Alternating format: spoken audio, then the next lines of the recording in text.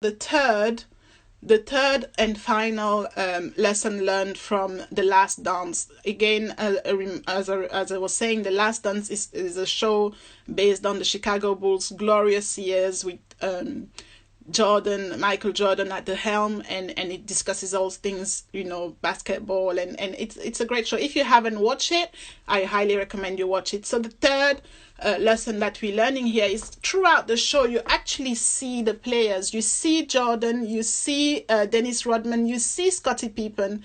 They are actually sitting in front of the TV watching their opponents play. They watch their opponents play.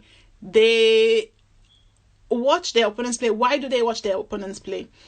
They watch their opponents play because they want to understand what are their strengths and their weaknesses.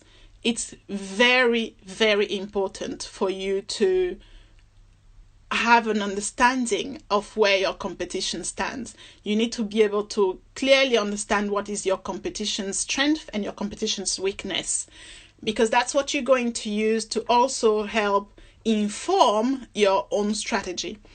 It helps you better position yourself, and you can either play to their weaknesses, or you can see how you are catching and matching their strengths.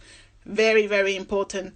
If you are, for instance, employed, it's something that you can do. I mean, people often suffer the fact that they share their ideas with their colleagues, and then all of a sudden somebody else claim their ideas as their own. What can you do?